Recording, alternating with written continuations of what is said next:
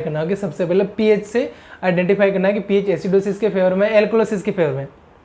Now पहली condition clear हो जाती है कि एसिडोसिस है एल्कोलोसिस, उसके बाद में आगे फर्दर बढ़ता है कि एसिडोसिस किसकी वजह से हो रहा है या एल्कोलोसिस किसकी वजह से हो रहा है। हेलो दोस्तों, स्वागत है आप सभी के हमारे यूट्यूब चैनल में। हम डिस्कस करते हैं एसिड बेस इम्बैलेंस के बारे में, उसी को कंटिन्यू करते हुए इस लेक्चर में डिस्कस करेंगे एसिड बेस इम्बैलेंस रिलेटेड क्यूजेस के बारे में कि किस टाइप के एमसीक्यूज हमारे एसिड इम्बैलेंस से बनते हैं, साथ ही प्रीवियस ईयर क्या पैटर्न रहा हमारे एमसीक्यूज का एसिड बेस इम्बैलेंस से। तो बने रहिए हमारे यूट्यूब चैनल में। स्टार्ट करते हैं आज का लेक्चर। जनरली 3 टाइप के हमारे एमसीक्यूज पूछे जाते हैं इन एसिड बेस इम्बैलेंस से। तो पहला पैटर्न तो ये होता है कि जो हमारे न्यूमेरिकल डाटा होते हैं, हमारे एबीजी का जो रिजल्ट होता है उसमें न्यूमेरिकल डाटा होता है, जैसे पीएच है, हमारा PaCO2 है, हमारा बाइकार्बोनेट है, तो डायरेक्टली में देर का होता है उनको इंटरप्रेट करके हमें कंडीशन निकालनी होती है या हमें डिसऑर्डर निकालना होता है कि कौन सा डिसऑर्डर हमारे ऑप्शन में इस डाटा से मैच कर रहा है। पहला पैटर्न तो ये रहता है। नाउ सेकेंड पैटर्न हमारा रहता है कि हमारे सामने डायरेक्ट कंडीशन देर की होती है, या हम बात करें तो डायरेक्टली एसिड बेस इम्बैलेंस का जो नाम होता है वो डायरेक्टली मेंशन कर रखा होता है हमारे क्वेश्चन में। जैसे कि यहाँ पे लिखा हुआ पार्शियली कंपनसेटेड रेस्पिरेटरी एसिडोसिस, ठीक है।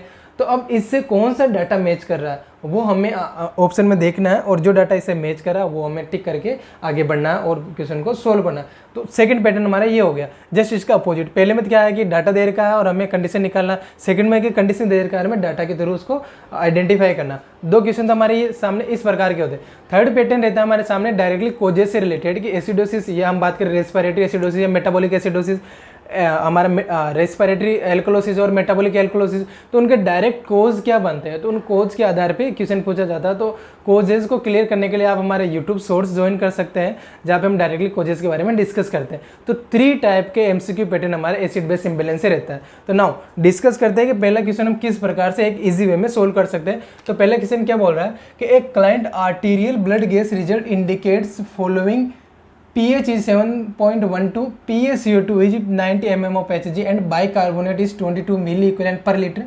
The nurse interprets the result as indicating which condition। क्या क्वेश्चन बोलता है, वापस पढ़ते हैं, क्वेश्चन को अच्छे से समझते हैं, उसके बाद हम कंडीशन की तरफ बढ़ते हैं।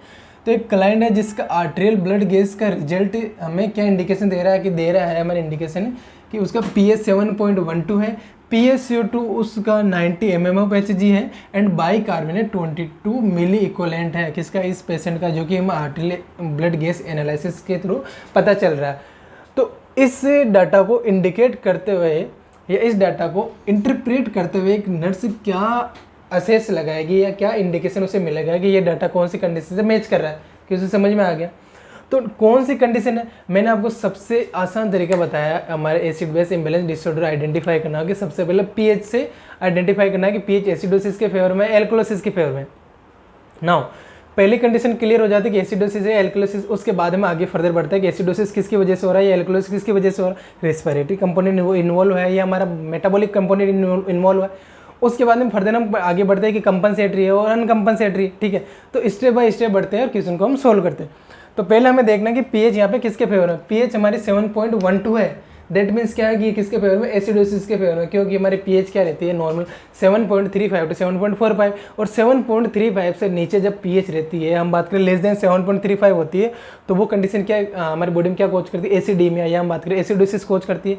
तो पीएच तो हमें डायरेक्टली बता रहे कि एसिडोसिस होगा। दैट मीन्स कि जो ऑप्शन में एल्कोलोसिस वाली कंडीशन होगी तो वो ऑलरेडी एलिमिनेट हो जाएगी, बिल्कुल हो जाएगी। तो देखते हैं, पहली कंडीशन हमारे सामने रेस्पिरेटरी एल्कोलोसिस आ गया। दैट मीन्स कि ये तो होगा नहीं, क्योंकि पीएच इसके फेवर में नहीं है, तो पहला ऑप्शन तो हमारा यही एलिमिनेट हो गया। सेकंड ऑप्शन है रेस्पिरेटरी एसिडोसिस में भी हो सकता है। थर्ड ऑप्शन है मेटाबॉलिक एसिडोसिस में भी हो सकता है, आगे पता चलेगा वो तो। एंड रेस्पिरेटरी एसिडोसिस ये भी हो सकता है। तो एल्कोलोसिस तो बिल्कुल नहीं होगा, तो ऑप्शन नंबर ए तो हमारा एलिमिनेट हो गया। नाउ सेकंड कंपोनेंट की तरफ बढ़ते हैं। PaCO2 is 90 mm of Hg, 90 mm of Hg, that means बढ़ा हुआ है, क्योंकि नॉर्मल PaCO2 हमारा कितना रहता है 35 टू 45 mm of Hg। अगर PaCO2 हमारी बॉडी में बढ़ता है तो एसिडोसिस की कंडीशन होती है, PaCO2 डाउन होता है हमारी बॉडी में एल्कोलोसिस की कंडीशन होती है, जैसा कि हमने प्रीवियस लेक्चर में देख लिया। तो यहाँ पे 90 mm of Hg, that means ये तो बढ़ी हुई है और बहुत ज़्यादा बढ़ी हुई है, डबल हो रखी है हमारी PaCO2 की वैल्यू। दैट मीन्स क्या है कि एसिडोसिस कंडीशन कोच कर रही है। तो क्या होगा यहाँ पे, रेस्पिरेटरी एसिडोसिस। सेकंड कंडीशन हमारे सामने क्या आ गई कि रेस्पिरेटरी एसिडोसिस होगा। तो देखते हैं ऑप्शन में क्या क्या है। तो पहला तो हमारा ऑलरेडी एलिमिनेट हो चुका। सेकंड ऑप्शन है कि रेस्पिरेटरी एसिडोसिस हो सकता है। नेक्स्ट देखते हैं क्या है, मेटाबॉलिक एसिडोसिस। ये नहीं होगा भाई साहब, क्योंकि हमारे डाटा क्या बोल रहे हैं कि रेस्पिरेटरी एसिडोसिस होगा, तो मेटाबॉलिक वाला ऑप्शन भी यहाँ पे एलिमिनेट हो जाता है। फोर्थ वन ऑप्शन हमारे सामने क्या रहता है, रेस्पिरेटरी एसिडोसिस, तो ये भी हो सकता है। अब हमारे सामने दो ऑप्शन तो एलिमिनेट हो गए, दो ऑप्शन रह गए बी और डी रह गया। अब इन दोनों में से, क्योंकि हमें तो सिलेक्ट तो एक ही करना है, तो दोनों में से कौन सा राइट होगा वो फिर थर्ड कंपोनेंट के थ्रू हम आइडेंटिफाई करते हैं, उसके थ्रू डिसाइड करते हैं। तो तीसरा कंपोनेंट क्या बोल रहा है बाइकार्बोनेट कि इसकी वैल्यू है 22 milliequivalent per litre. That means क्या है कि नॉर्मल रेंज में है। हमारा बाइकार्बोनेट का नॉर्मल रेंज क्या रहता है 22 to 26, बिल्कुल। और 22 एक नॉर्मल रेंज है, नॉर्मल रेंज में दैट मीन्स कि कंपनसेट कर ही नहीं रहा। मैंने आपको बताया था कि जब मेटाबॉलिक रेस्पिरेटरी कंपनसेट करता है या रेस्पिरेटरी मेटाबॉलिक कंपनसेट करता है तो दोनों की वैल्यू अब नॉर्मल हो जाती है। जब वो कंपनसेट नहीं करते तो एक की वैल्यू अब नॉर्मल रहती है, एक की नॉर्मल रहती है। यहाँ पे ऑलरेडी PaCO2 की अब नॉर्मल, दैट मीन्स बाइकार्बोनेट की नॉर्मल रहनी है, तभी वो क्या बनेगा अनकम्पनसेटेड। और कंडीशन क्या इंडिकेट कर रही है कि नॉर्मल है, नॉर्मल दैट मीन्स कि अनकम्पनसेटेड बनेगा। तो कंडीशन क्या बनी हमारी, कंडीशन बनी हमारी रेस्पिरेटरी एसिडोसिस अनकम्पनसेटेड। अब ये हम ऑप्शन में देखते हैं, तो हमारा ऑप्शन जो रिमेनिंग है बी और डी, तो बी क्या बोल रहा है रेस्पिरेटरी एसिडोसिस विथ कंपनसेशन। नहीं भाई, ये तो अनकम्पनसेशन वाली कंडीशन है, तो ये हमारा ऑप्शन नहीं होगा, बी हमारा नहीं होगा। अब एक ही रहा, तो डायरेक्ट आप बोल सकते हैं, लेकिन हम पढ़ भी लेते हैं कि क्या बोल रहा है। तो respiratory acidosis without compensation, that mean uncompensation, बिना कंपनसेशन बोले या अनकम्पनसेशन बोले बात एक ही है। तो विदाउट कंपनसेशन, इसमें कोई कंपनसेशन का रोल प्ले नहीं हो रहा, दैट मीन्स कि हमारा ऑप्शन डी राइट वन है।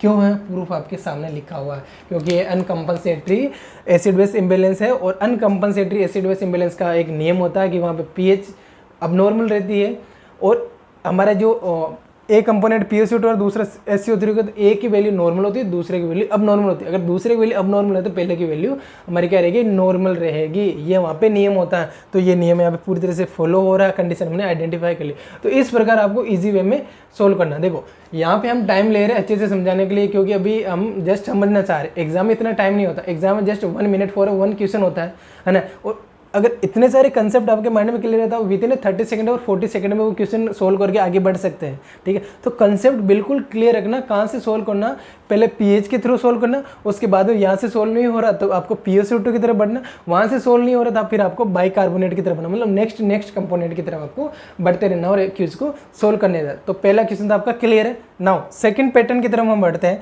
सेकंड पैटर्न क्या बोल रहा है कि which patients data indicating the partial compensated respiratory acidosis. Simple question है, कंडीशन दे रखी है कि कौन सा डाटा, या हम बात करें कौन से पेशेंट का डाटा, कौन से पेशेंट का एबीजी का डाटा हमें इंडिकेट कर रहा है कि उस पेशेंट को पार्शियली कंपनसेटेड रेस्पिरेटरी एसिडोसिस हो रखा है, रेस्पिरेटरी एसिडोसिस हो रखा। नाउ वही पैटर्न फॉलो करना कि सबसे पहले पीएच देखना।